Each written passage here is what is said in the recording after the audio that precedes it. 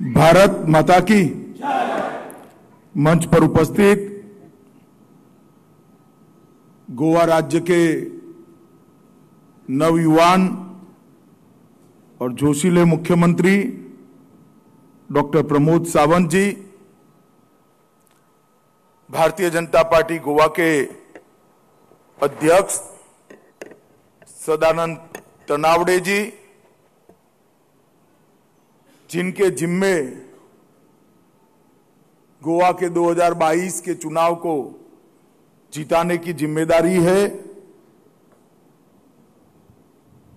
ऐसे महाराष्ट्र के पूर्व मुख्यमंत्री, विपक्षी दल के नेता देवेंद्र फडणवीस जी, केंद्रीय मंत्री जी किशन रेड्डी जी, गोवा के ही वरिष्ठ नेता और मंत्री परिषद में मेरे साथी श्रीपाद नाइक जी, श्रीमती दर्शनाबेन जरदोश जी, और आज इस छोटे से सभागार में बैठे हुए और समग्र गोवा से वर्चुअली जुड़े हुए प्यारे कार्यकर्ता भाइयों बहनों और साइबर योद्धाओं, आप सभी को मेरा नमस्कार। मित्रों, आज चुनाव की घोषणा के बाद पहली बार भारतीय जनता पार्टी के प्रचार के लिए मैं यहां पर आया हूं। ये चुनाव आयोग ने हमारे लिए कुछ कोड ऑफ कंडक्ट्स बनाए हैं। कोरोना को ध्यान में रखकर इसके तहत लड़ा जाना रहा है और इसलिए इस चुनाव में सबसे महत्वपूर्ण अगर किसी की भूमिका है तो गोवा के युवाओं की और गोवा के साइबर योद्धाओं की भूमिका है। क्या आवाज आ रही है?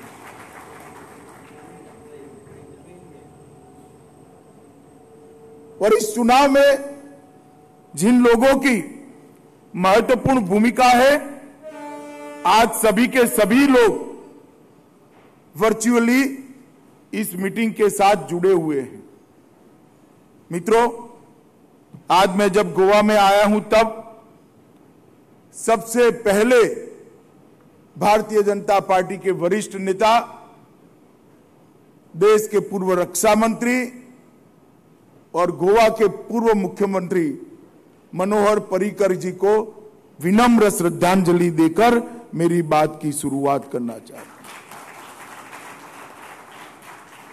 क्योंकि भारतीय जनता पार्टी जो विकसित और समृद्ध गोवा का वादा लेकर 2022 के चुनाव में गोवा की जनता के सामने जा रही है, वो विकसित और समृद्ध गोवा की नींव डालने का काम अगर किसी एक व्यक्ति ने किया है तो वो भाजपा के नेता स्वर्गीय मनोहर पर्रिकर जी।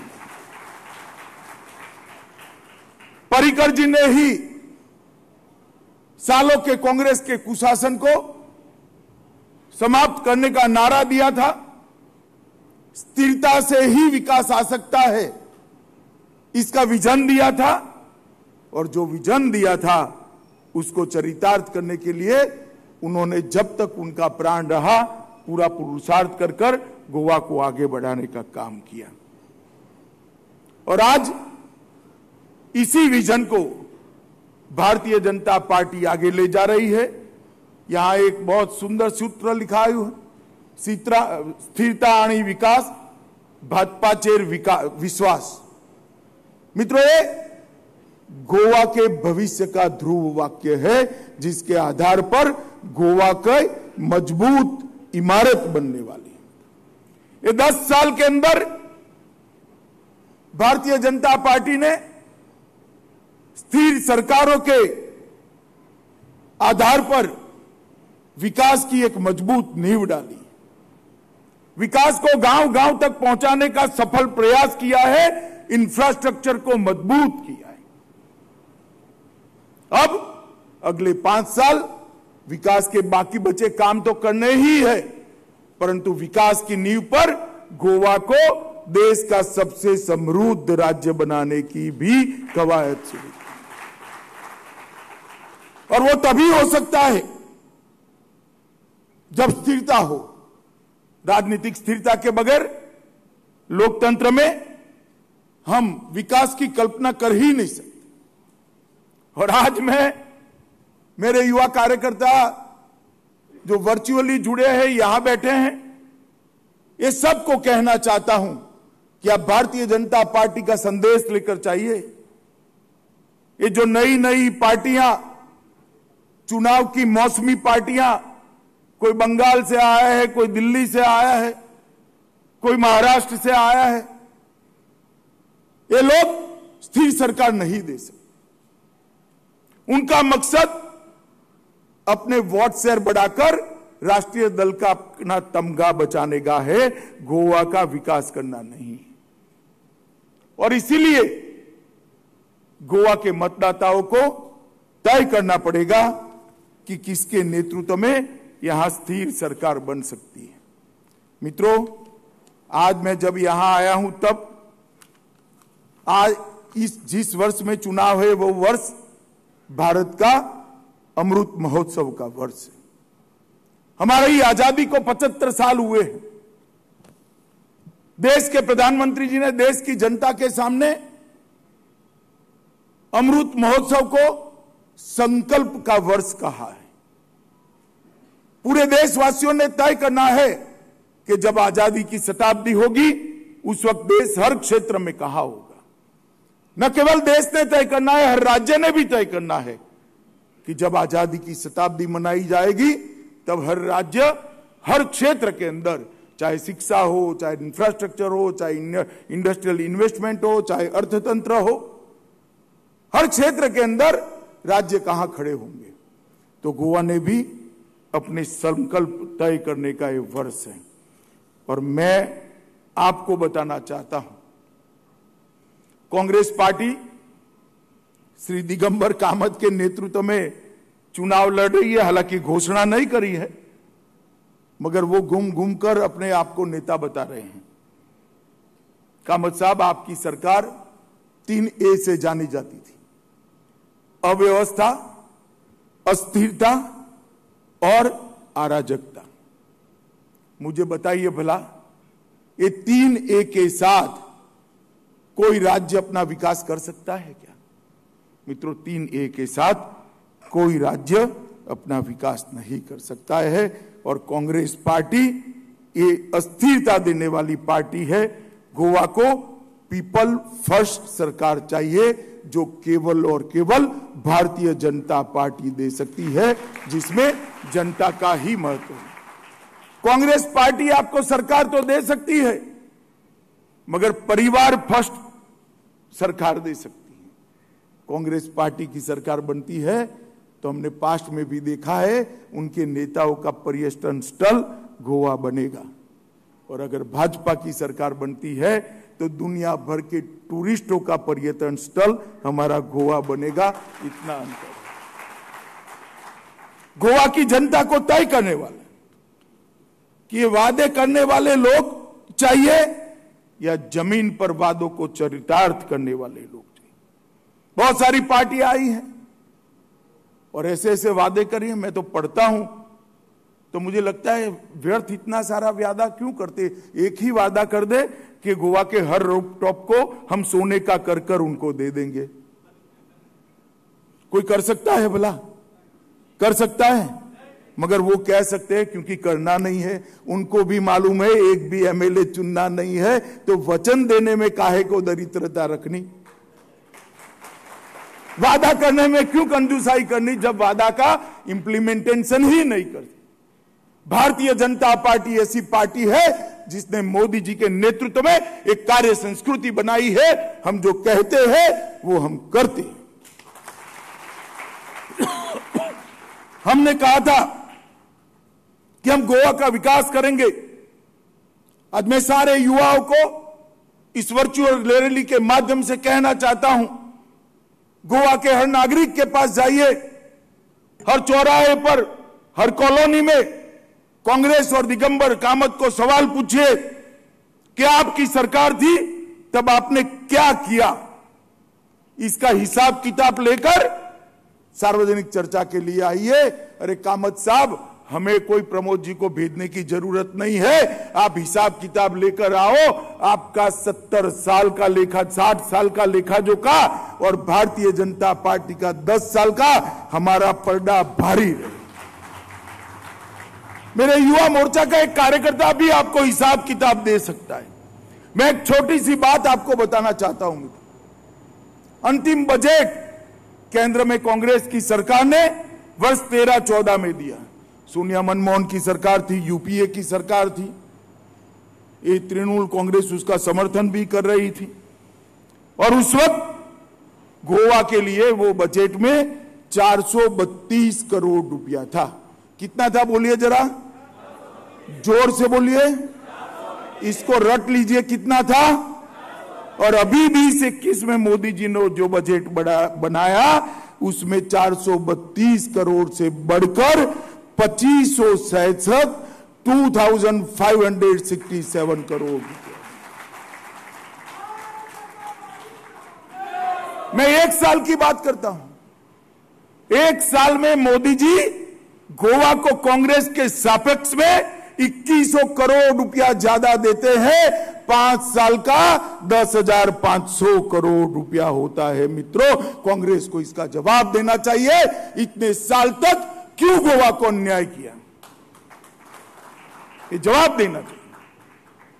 अरे भाई, हम तो गोवा को हमारे लिए शुभ भूमि मानते हैं, क्योंकि यहीं पर एक कार्यकारिणी हुई थी जिसमें मोदी जी को नेता बनाकर चुनाव लड़ने का निर्णय हुआ। यही गोवा है जहां इतना बड़ा फैसला हुआ जिसने भारत के इतिहास को बदलने का काम किया। मोदी जी पूर्ण बहुमत के साथ चुनाव जीत कर आए और आज 7.5 सालों में हर क्षेत्र के अंदर भारत को आगे ले जाने का काम भारतीय जनता पार्टी की सरकार ने। मित्रों, इंफ्रास्ट्रक्चर के क्षेत्र के अंदर ढेर सारे काम हुए।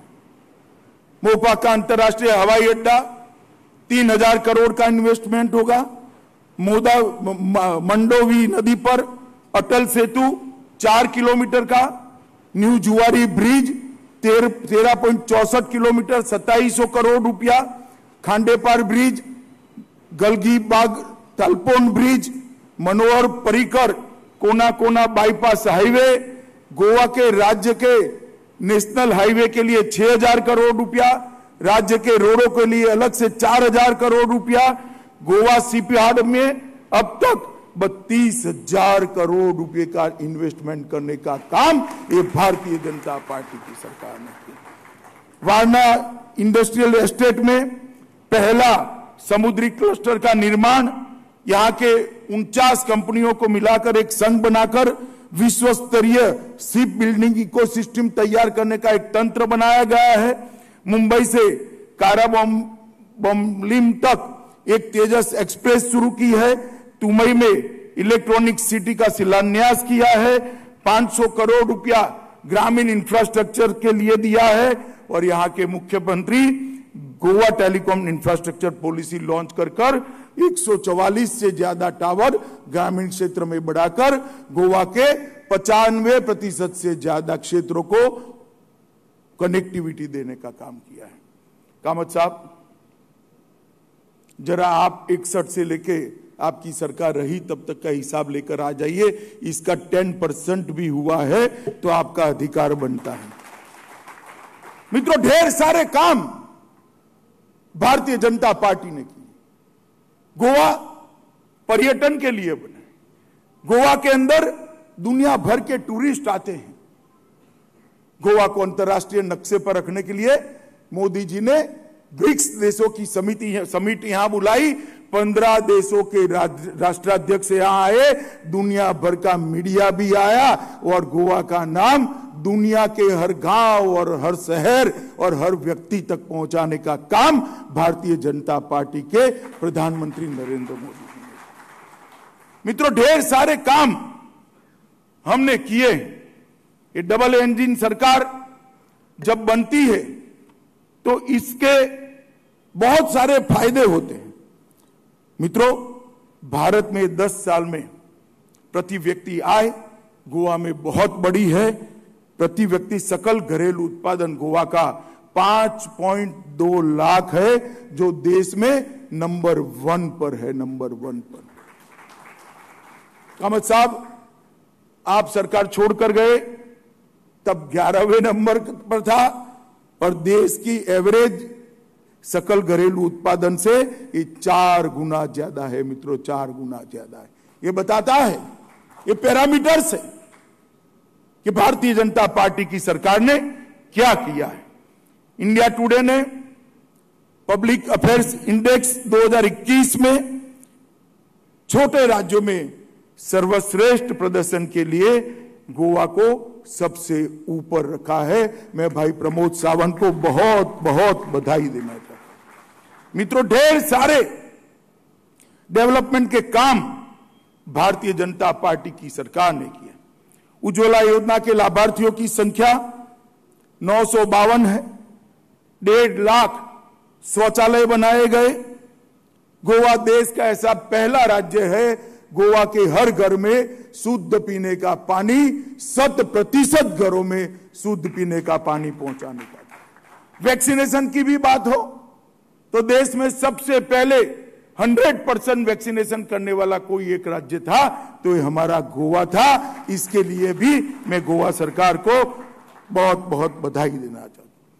मित्रों, ढेर सारी योजनाएं, पीएम गरीब कल्याण अन्न योजना, लगभग 1,42,000 परिवारों को 2 साल तक मुफ्त राशन देने का काम, प्रति व्यक्ति 5 किलो राशन देने का काम ये भारतीय जनता पार्टी की नरेंद्र मोदी सरकार ने किया है। कोरोना में गरीब लोगों को रोजी रोटी छिन गई। नरेंद्र भाई ने, हमारे प्रधानमंत्री जी ने फैसला किया, देश के 80 करोड़ लोगों को 2 साल तक फ्री ऑफ कॉस्ट खाने का राशन पहुंचाने का। गोवा में 1.42 लाख, 1,42,000 लोगों, परिवारों को ये फायदा पहुंचा है। और प्रधानमंत्री आवास योजना के तहत लगभग 8,000 गरीबों के घर बनाए हैं और 11,000 किसानों को प्रति वर्ष 6,000 रुपया मिलने की शुरुआत हुई है।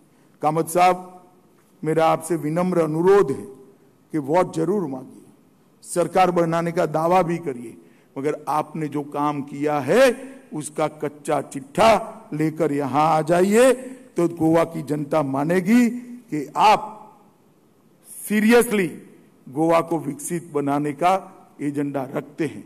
मित्रों, 10 साल में भारतीय जनता पार्टी ने ढेर सारे काम किए। मेरे पास बहुत सारी उपलब्धियां हैं, मगर मैं इसको पढ़ना नहीं चाहता, बाद में संवाद भी है। परंतु एक बात कहना चाहता हूं, 7.5 साल से देश में भारतीय जनता पार्टी को पूर्ण बहुमत मिला है। नरेंद्र मोदी जी की सरकार बनी।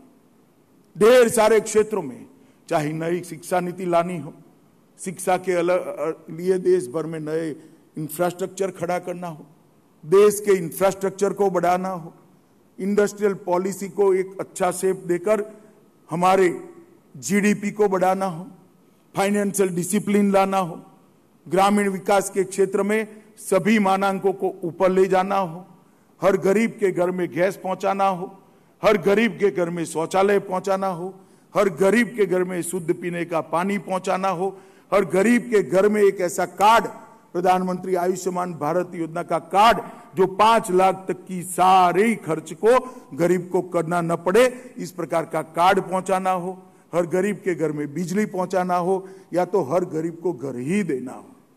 हर काम मोदी जी ने किया है मित्रों, और हमारे वादों को पूरा करने का काम किया है। मगर मोदी जी ने सबसे बड़ा काम अगर कोई किया है मित्रों, तो देश को सुरक्षित करने का काम किया है।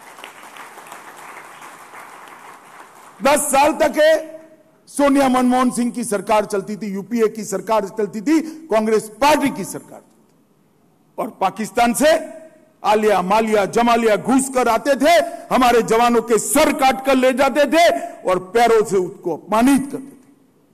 देश के प्रधानमंत्री के सर पर, माथे पर जू नहीं रखती थी, उफ करने की हिम्मत नहीं थी। देश की जनता ने मोदी जी को पूर्ण बहुमत दिया, मोदी जी प्रधानमंत्री बने, उरी और पुलवामा में हमला किया, पाक प्रेरित आतंकवादी भूल गए। क्या सरकार बदल चुकी है? प्रधानमंत्री मनमोहन सिंह जी नहीं है, श्री नरेंद्र मोदी है। सरकार कांग्रेस की नहीं है, भारतीय जनता पार्टी की है। 10 ही दिन के अंदर एयर स्ट्राइक और सर्जिकल स्ट्राइक कर पाकिस्तान के घर में घुसकर आतंकवादियों का खात्मा बुलाने का काम अगर किसी ने किया है तो हमारे नरेंद्र मोदी। देश का संविधान बना तब से और जनसंघ की स्थापना हुई तब से हम कहते थे कि धारा 370 अकृत्रिम है, आर्टिफिशियल, इसको नहीं रखनी चाहिए। वो कश्मीर को भारत के साथ हमेशा के लिए जुड़ने से रोकती है। मगर कांग्रेस पार्टी वोट बैंक की राजनीति करती थी, धारा 370 को हटाने के लिए कोई इनिशिएटिव नहीं लेती। कई बार 3/4 बहुमत से उनकी सरकार आई, मगर कुछ नहीं किया गया। आपने दूसरी बार प्रधानमंत्री जी को चुनाव जिताया। 5 अगस्त 2019 को प्रधानमंत्री जी ने भारत के संविधान से धारा 370 और 35 को उखाड़ कर फेंक। और जो कहते थे, मैं ही बिल लेकर गया था संसद में, कहते थे खून की नदियां बहेगी, कांग्रेस पार्टी के लोग ही कहते, तृणमूल कांग्रेस के लोग ही कहते, खून की नदियां बहेगी। मित्रों, कंकर भी पत्थर छोड़ो, कंकर भी मारने की किसी की हिम्मत नहीं। भारत को एकजुट करने का काम, भारत को सुरक्षित करने का काम, भारत को विकसित करने का काम, पूरे विश्व में भारत के गौरव को प्रस्थापित करने का काम भारतीय जनता पार्टी के नेता नरेंद्र मोदी जी ने किया है। मैं गोवा वासियों को अपील करने आया, ये गोवा का 2022 का चुनाव जो भाई मनोहर पर्रिकर ने विकास का रास्ता प्रशस्त किया है, जो डॉक्टर प्रमोद सावंत आगे लेकर जा रहे हैं, उसको आगे तो ले ही जाएंगे। इसके साथ साथ समृद्ध गोवा की नींव भी डालने का काम करेगा, परंतु नरेंद्र मोदी जी के हाथ भी मजबूत करेगा। देश को महान करने की प्रक्रिया में गोवा का भी। मुझे बताओ भाइयों बहनों, इतने सारे लोग आप बैठे हैं, नरेंद्र मोदी जी के हाथ मजबूत करना चाहिए या नहीं करना चाहिए? जोर से बोले, करना चाहिए या नहीं करना चाहिए? गोवा में 22 से ज्यादा सीटों के साथ भारतीय जनता पार्टी की सरकार बनती है तो हाथ मजबूत होगा या नहीं होगा? गोवा विकसित होगा या नहीं होगा? गोवा समृद्ध होगा या नहीं होगा? तो मैं गोवा की जनता को अपील करने आया हूं। मित्रों, ढेर सारे काम किए हैं, हमारा घोषणा पत्र भी आने वाले हैं, इसमें हमारा खाका भी निकलेगा। परंतु एक बात मैं कह देता हूं, विपक्ष के बहुत दिनों के बयान को मैं बारीकी से देख रहा हूं। पाप तो उनके समय में करा हुआ था, मगर सवाल हमारे समय में आकर खड़ा हुआ, गोवा के माइनिंग का सवाल। विगत 2.5 साल से प्रमोद जी दिल्ली में सभी मंत्रियों के साथ बैठकर, मेरी ऑफिस में भी कई बार मीटिंग हुई माइनिंग मंत्री के साथ, इसका बहुत अच्छा हल निकाला है। भारत सरकार ने डंपिंग पॉलिसी डिक्लेयर करी, वो गोवा ने एक्सेप्ट कर ली है, माइनिंग कॉरपोरेशन भी बना दिया है। मैं आपको स्पष्ट कहकर जाता हूं गोवा के युवाओं कि गोवा में डबल इंजन की भाजपा की पूर्ण बहुमत की सरकार बनने के बाद 6 माह से कम अंतराल में पारदर्शी नीलामी कर हम फिर से माइनिंग एक्टिविटी को चालू करेंगे और गोवा को समृद्ध बनाने की दिशा में, और हमारे घोषणा पत्र का भी हिस्सा होने वाला है। मित्रों, भारतीय जनता पार्टी विकास की राजनीति करती है। हमारे खिलाफ जितनी भी पार्टी हैं वो परिवारवादी पार्टियां हैं। जिस पार्टी में खुद ही का लोकतंत्र नहीं है, खुद ही की पार्टी में लोकतंत्र नहीं, वो भला देश के लोकतंत्र को कैसे बचा सकते? आप कल्पना कर सकते हैं कांग्रेस पार्टी में गांधी परिवार के अलावा कोई अध्यक्ष बने? कर सकते हैं क्या? कर सकते हैं? हाँ या ना बोलो भाई।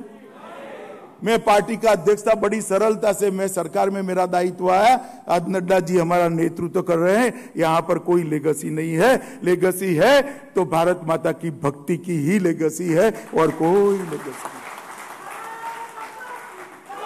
जो पार्टियां खुद अलोकतांत्रिक है वो लोकतंत्र का भला नहीं कर सकती। परिवारवादी, जातिवादी, प्रदेशवादी सरकारें इस देश का भला नहीं कर सकती है। समग्र देश के उत्थान के लिए सोचने वाली पार्टी देश का भला कर सकती है। गोवा के उत्थान के लिए पारदर्शिता के साथ पसीना बहाने वाली पार्टी ही गोवा का उत्थान कर सकती है। और हम हमारे प्रदेश अध्यक्ष जी और डॉक्टर प्रमोद सावंत की टीम के साथ आपके सामने आए हैं। आपका आशीर्वाद चाहिए, आपका उत्साह चाहिए और फिर से एक बार कमल के निशान पर आप बटन दबाइए, ऐसी करबद्ध विनंती कर मेरी बात को समाप्त करता हूं। वंदे मातरम।